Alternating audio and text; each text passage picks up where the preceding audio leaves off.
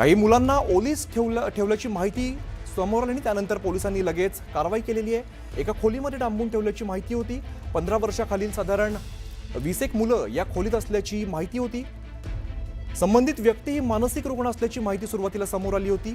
नंतर पवई पोलीस हे घटनास्थळी दाखल झाले आणि लगेचच कारवाई करत या सगळ्या मुलांना सुखरूप सोडवलेलं आहे। रोहित आर्यला पोलिसांनी सध्या ताब्यात घेतलंय, त्याची चौकशी होईल। त्या व्हिडिओमध्ये उल्लेख करण्यात आलेला होता की काही प्रश्न मांडायचे। या रोहित आर्यच्या नेमक्या मागण्या काय होत्या, त्याला काय म्हणायचं होतं, आपण एकदा बघूया। सुसाइड करने की जगह मैंने एक प्लान बनाया है और कुछ बच्चों को इधर हॉस्टेज रखा है। मेरे कुछ ज़्यादा डिमांड्स नहीं है, बहुत सिंपल डिमांड्स है, बहुत मॉरल डिमांड्स है, बहुत एथिकल डिमांड्स है। और मेरे कुछ सवाल है, मुझे कुछ लोगों से बात करनी है, उनको सवाल पूछने हैं, उनके जवाब पर अगर मुझे काउंटर क्वेश्चन है तो मुझे काउंटर क्वेश्चन पूछना है, लेकिन मुझे ये जवाब चाहिए। मुझे दूसरा कुछ नहीं चाहिए। ना मैं टेररिस्ट हूँ, ना मेरी बहुत बड़ी पैसों की डिमांड है, कुछ भी पैसों की डिमांड तो है ही नहीं, इमोरल तो बिल्कुल भी नहीं है। ये मैंने एक प्लान के तहत ही हॉस्टेज लिया है। लेट्स चेंज 4 मैं सच में करने वाला था, करने वाला हूँ। अगर जिंदा रहा तो मैं करूँगा, अगर मैं मर गया तो कोई और करेगा, लेकिन होगा ज़रूर। तर आपल्यासोबत सध्या बोलण्यासाठी अमित साटम आहेत, त्यांच्याकडे आपण जाऊया। साटमजी, आपण बघतोय खरं तर हा माथेफिरू जो आहे तो सध्या पोलिसांच्या ताब्यात आहे, मात्र त्याने जे कृत्य केले ते खरं तर धक्कादायक आहे। काही मुलांना ओलीस ठेवलेलं होतं आणि काही त्याचे प्रश्न असं त्याचं म्हणणं होतं।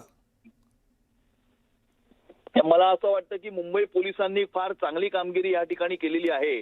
जागरूकता दाखवून आधीच एक अनर्थ होण्यापासून मुंबई पोलिसांनी टाळलेला आहे आणि मुंबई पोलिसांच्या जागरूकतेमुळे वेळीच त्या ठिकाणी पोलिसांनी पोहोचून या ठिकाणी त्या मुलांना रेस्क्यू केलेला आहे आणि या माथेफिरूला अटक केलेली आहे। त्यामुळे मुंबई पोलिसांचं अत्यंत मनापासून मी अभिनंदन करतो आणि त्यांचे धन्यवादही देतो।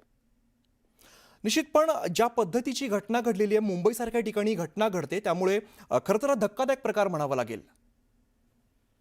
हा प्रकार धक्कादायकच आहे। यामध्ये येणाऱ्या काळामध्ये कुठल्या मीटिंग हॉलमध्ये, कुठल्या बँक्वेट हॉलमध्ये कशा प्रकारच्या मीटिंगसाठी ही जागा देण्यात येते आहे याची नोंद करणं, याची एक एसओपी तयार करणं, याची आवश्यकता या मुंबई शहरामध्ये दिसून येते आणि त्यामुळे तशा दृष्टिकोनातून येणाऱ्या काळामध्ये कारवाई ही सरकारतर्फे करण्यात येईल।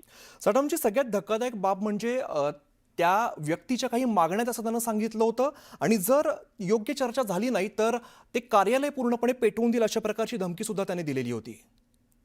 नाही, ही जी व्यक्ती आहे ती माथेफिरू आणि मनोरुग्ण अशा प्रकारची व्यक्ती ही दिसून येते आणि त्यामुळे वेळीच पोलिसांनी त्या ठिकाणी पोहोचून त्याच्यावरती कारवाई करून एक मोठा अनर्थ होण्यापासून पोलिसांनी टाळलेला आहे। आणखीन एक महत्त्वाची यातली बाब म्हणजे त्याने काही रक्कम खर्च केली होती स्वच्छता मोहिमेसाठी आणि त्याला 1 करोड मंजूर झाले होते, मात्र ते त्याला मिळाले नाहीत, त्यामुळे तो वारंवार आंदोलन करत असल्याची सुद्धा माहिती समोर आली होती। नाही, यामध्ये जो काही उचित तपास आहे आणि उचित जी काही इन्व्हेस्टिगेशन आहे ते पोलीस या ठिकाणी उचित कारवाई त्याच्यावरती करतील इन्व्हेस्टिगेशन करून। निश्चित साटमजी, धन्यवाद, तुम्ही धन्यवाद। सविस्तर बातचीत केली त्याबद्दल।